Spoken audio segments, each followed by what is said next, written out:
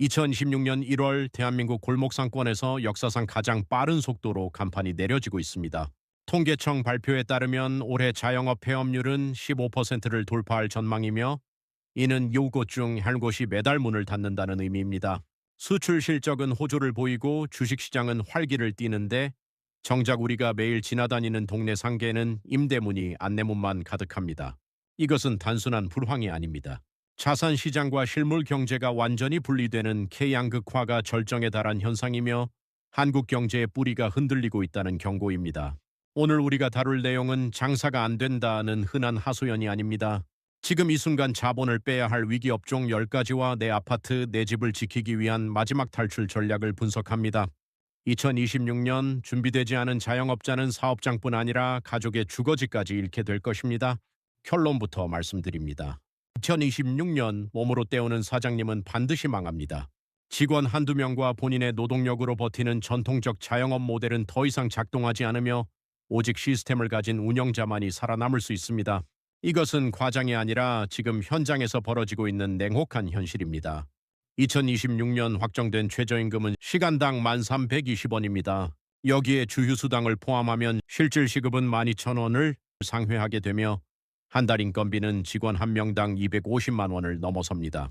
인건비 비중이 매출의 30%를 초과하는 업종은 이제 사업이 아니라 고용주를 위한 봉사활동일 뿐이며 사장님 본인이 받는 실질 소득은 최저임금에도 못 미치는 경우가 허다합니다. 여기에 배달 플랫폼의 수수료 구조가 사업자를 옥죄고 있습니다. 쿠팡이츠, 배달의 민족 등 플랫폼이 가져가는 수수료는 평균 15%에서 20%에 달하며 여기에 알고리즘 노출을 위한 광고비까지 더하면 매출의 4분의 1이 사라집니다. 독립점포의 영업이익률이 제로에 수렴하는 이유입니다. 핵심 통찰은 이것입니다. 이제 자영업은 생계를 위한 노동이 아니라 자본 효율성 게임으로 변했습니다. 내 노동력을 투입해서 돈을 버는 구조라면 차라리 시급 12,000원을 받는 알바가 자산 방어 측면에서 훨씬 유리한 시대가 되었으며 이것이 2026년 자영업 시장이 마주한 가혹한 진실입니다. 첫 번째 위기 업종은 저가 커피 프랜차이즈입니다.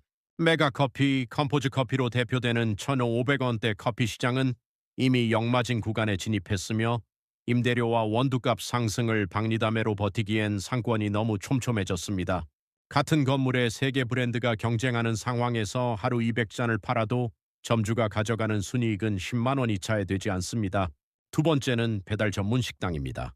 공유 주방을 포함한 배달 전문 업장들은 플랫폼 수수료 체계가 배달비 무료 경쟁으로 번지며 점주 부담이 임계점을 넘었고 내 점포가 아닌 앱 안의 숫자로만 존재하는 곳들은 2026년 내에 대거 정리될 것입니다. 실제 매출 500만 원짜리 음식점이 플랫폼 수수료 80만 원, 원재료비 200만 원, 임대료 100만 원을 제하면 남는 것이 없습니다. 세 번째는 유행성 디저트입니다. 탕후루, 요아정 등 한국 특유의 쏠림 현상으로 생긴 매장들은 유행이 지나가면서 권리금 회수는커녕 원상복구 비용조차 남기기 힘든 상황에 직면했습니다. 6개월 전 3억 원에 거래되던 강남역 디저트 가게 권리금이 현재 5천만 원에도 팔리지 않고 있으며 이는 식음료 업종 전체의 신뢰도 붕괴를 의미합니다. 이 세 업종의 공통점은 명확합니다. 차별화 없는 가격 경쟁과 플랫폼 종속이 결합되면서 사업자의 협상력이 완전히 사라졌다는 점이며 2026년 현재 신규 진입은 물론 기존 운영자들조차 출구 전략을 찾지 못해 발만 동동 구르고 있습니다.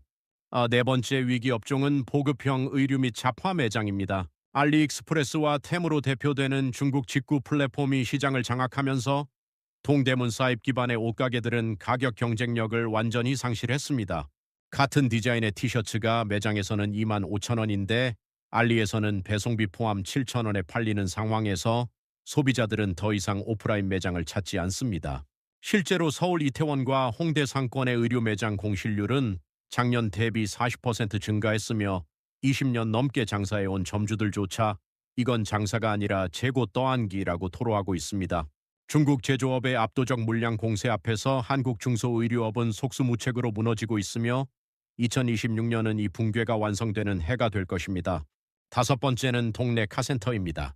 전기차 보급률이 급격히 증가하면서 엔진오일, 브레이크 패드 등 정비 소모품 수요가 급감했고 내연기관 기술만 가진 노후 정비소들이 줄줄이 폐업하고 있습니다. 전기차는 정비 주기가 내연기관 차량의 3분의 1 수준이며 정비 항목 자체가 70% 감소하기 때문에 기존 카센터 비즈니스 모델이 근본부터 흔들립니다. 여섯 번째는 PC방과 멀티방입니다.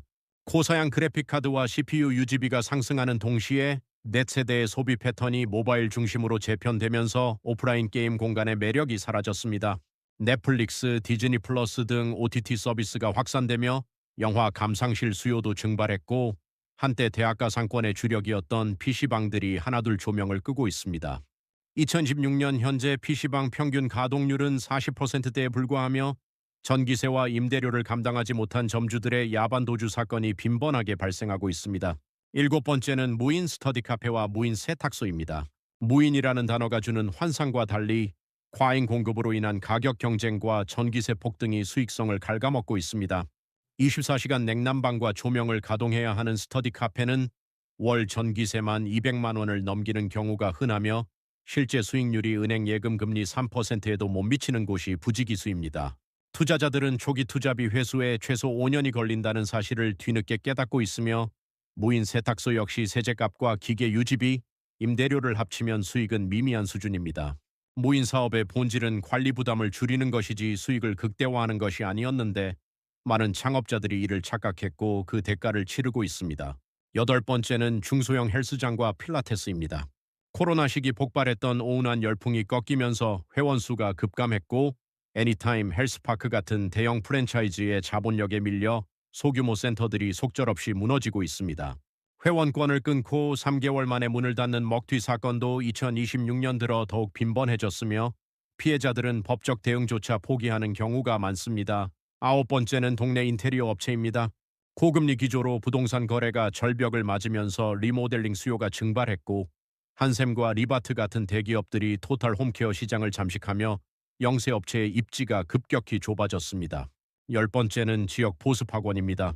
학령 인구 감소라는 인구학적 절벽 앞에서 단순 교습 위주의 학원들은 생존 자체가 불가능해졌으며 대형 교육기업의 온라인 플랫폼이 시장을 재편하고 있습니다.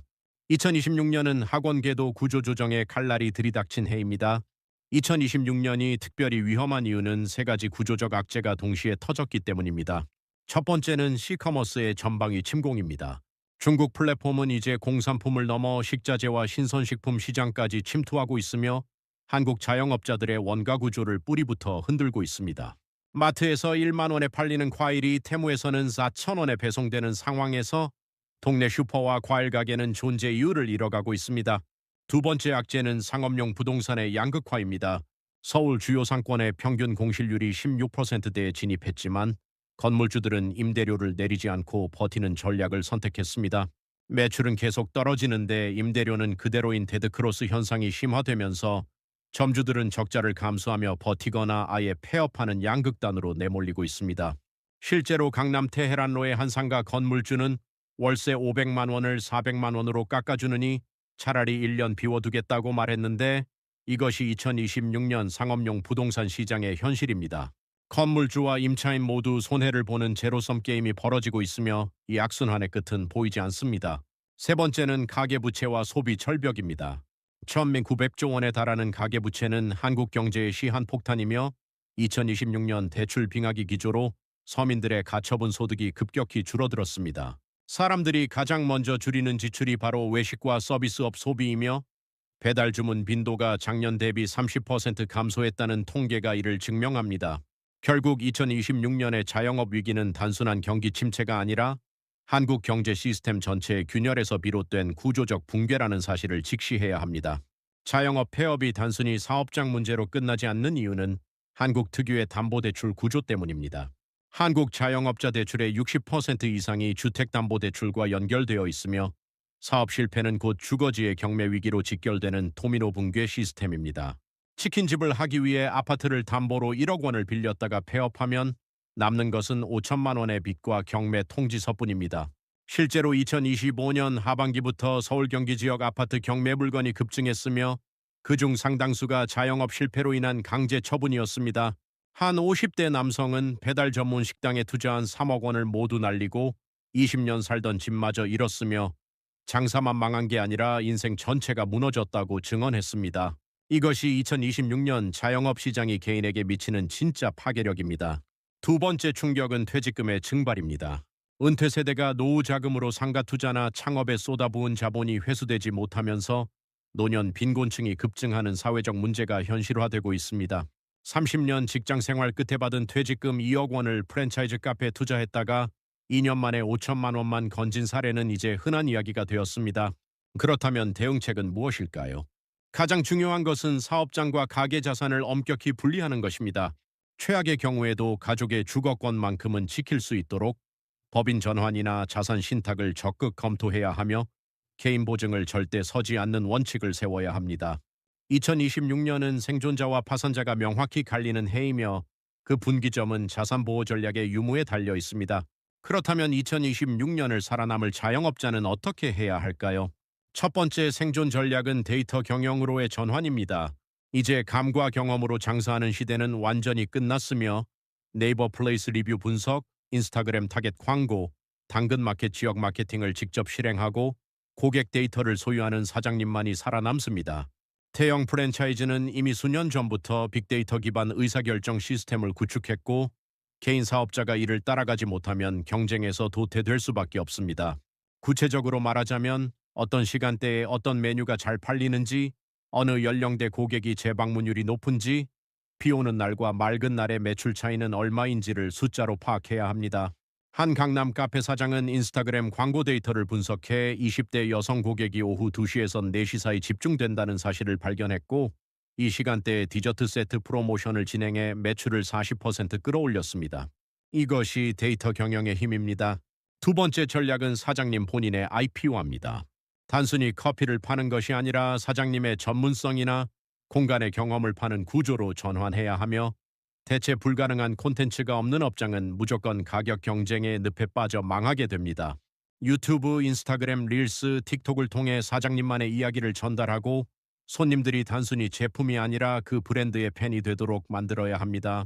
실제로 성수동의 한 베이커리는 사장님이 직접 빵 만드는 과정을 쇼폼 영상으로 올리며 구독자 12만 명을 모았고 영상을 보고 찾아온 손님들이 매출의 70%를 차지하게 되었습니다. 이들은 단순히 빵을 사러 온 것이 아니라 그 사장님의 철학과 스토리를 소비하러 온 것이며 이런 고객은 가격에 민감하지 않고 충성도가 높습니다. 2026년 생존의 핵심은 결국 나만의 브랜드를 구축하는 것이며 그것이 없다면 아무리 좋은 입지와 자본이 있어도 결국 무너지게 될 것입니다. 두 번째 생존 전략은 역설적이게도 언제 그만둘지를 미리 정하는 것입니다. 한국 자영업자들의 가장 큰 실수는 조금만 더 버티면 나아지겠지 라는 희망 고문에 빠져 손실을 키운다는 점이며 이것이 개인 파산과 가정 붕괴로 이어지는 직접적 원인입니다. 명확한 데드라인을 설정하고 손실이 초기 투자 자본금의 50%를 넘어서면 즉시 폐업하고 재기를 도모하는 손절매 능력이 필요합니다. 주식 투자에서 손절매가 중요하듯 자영업에서도 동일한 원칙이 적용됩니다.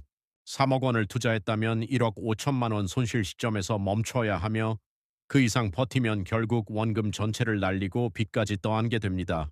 한 40대 여성 사장은 프랜차이즈 요가원을 운영하다 6개월 만에 5천만 원 적자를 확인하고 즉시 정리했고 더 버텼으면 집까지 잃었을 것이라고 회고했습니다. 이것이 올바른 출구 전략입니다. 정부 지원 제도를 활용하는 것도 중요합니다. 2026년 확대된 소상공인 폐업 지원금 제도는 최대 1,000만 원까지 폐업 비용을 지원하며 전업장려 프로그램을 통해 직업교육과 재취업 연계 서비스도 제공합니다. 많은 사장님들이 자존심 때문에 이런 지원을 받지 않는데 이것은 어리석은 판단이며 활용 가능한 모든 안전망을 동원해야 신용 점수를 지키고 재기의 발판을 마련할 수 있습니다. 마지막으로 강조하고 싶은 것은 폐업이 실패가 아니라는 사실입니다. 잘못된 사업에서 빠르게 빠져나와 손실을 최소화하고 다시 시작할 기회를 확보하는 것이야말로 진짜 성공이며 2026년에는 이런 전략적 후퇴가 더 큰 용기를 필요로 합니다. 살아남은 자가 다음 기회를 잡을 수 있으며 무리하게 버티다 모든 것을 잃는 것보다 전략적으로 물러나는 지혜가 필요한 시점입니다. 2026년 대한민국 자영업 시장은 역사상 가장 가혹한 구조조정을 겪고 있습니다. 하지만 모든 위기가 그렇듯 이 붕괴는 일시적인 경기 침체가 아니라 산업구조의 근본적 재편이며 과거의 성공 방식은 이제 독이 되었습니다. 몸으로 때우던 시대, 입지만 좋으면 되던 시대, 성실하기만 하면 먹고 살던 시대는 완전히 끝났습니다. 앞으로 살아남을 자영업자는 두 부류입니다. 디지털 전환과 브랜드 IP화로 무장한 혁신가, 그리고 명확한 출구 전략으로 손실을 최소화하고 재기를 준비하는 전략가입니다. 나머지는 안타깝게도 시장에서 퇴출될 것이며 이것은 냉정하지만 피할 수 없는 현실입니다. 마지막 조언을 드립니다. 2026년은 무리한 확장보다 현금 확보와 내실을 다지며 살아남는 것이 최종 승리하는 해입니다. 빚을 내서 규모를 키우려는 유혹을 떨쳐내고 작더라도 안정적인 현금 흐름을 만들고 최악의 시나리오에 대비한 자산 보호 장치를 마련하십시오. 역사는 증명합니다. 대공황에서 살아남은 기업들이 이후 10년간 시장을 지배했고 2008년 금융위기를 견딘 사업자들이 그 다음 호황의 주인공이 되었습니다. 2026년의 폭풍을 견뎌낸 자영업자들은 2027년과 2028년 다가올 회복기의 모든 파일을 가져가게 될 것입니다. 지금은 버티는 시간이며 준비하는 시간이고 선택하는 시간입니다. 위기는 준비된 자에게만 기회가 되며 당신이 그 준비된 자이기를 바랍니다.